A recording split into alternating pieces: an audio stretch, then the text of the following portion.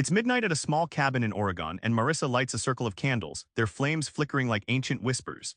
She moves through a slow, deliberate ritual, touching crystals, whispering incantations learned from her grandmother.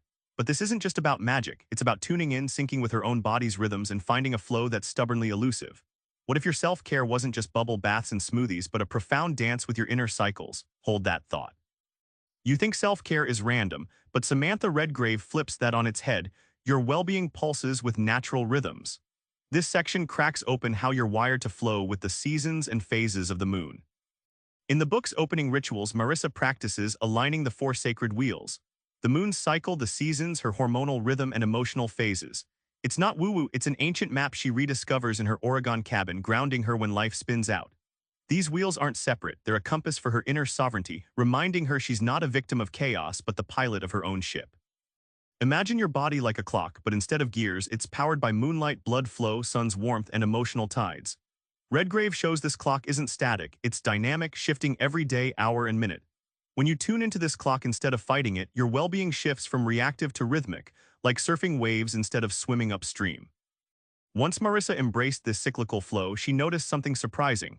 Her stress plummeted, energy stabilized, creative blocks cleared. That's because owning this rhythm means owning your time, your mood, your choices. This inner sovereignty flips your mindset. You're not chasing balance, you're cultivating a relationship with yourself that hums with purpose and ease. Now let's get practical. Redgrave isn't talking fluff here. She walks you through rituals that retrain your brain and body to root you deep in the flow, from candle ceremonies to shadow work. Jade, a stressed-out urbanite in Brooklyn, adds a simple candle ceremony into her night routine, lighting sage and a green candle while reciting intention planting lines Redgrave teaches. Within a week, her anxiety dwindles, replaced by a steady calm. For Jade, the ritual is more than action. It's a sacred container where overwhelm becomes manageable, where her scattered mind finds a quiet home. Think of rituals like lighthouses during a storm. When your day floods with noise, these practices act like fixed points, anchors that remind your nervous system it's safe to slow down, breathe, and reset.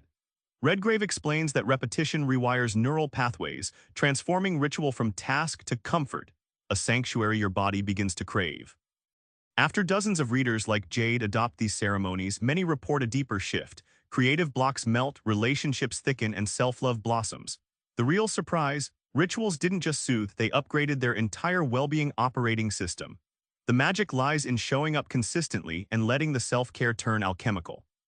Finally, Redgrave slams home the real reason rituals and rhythms matter: fierce self-love.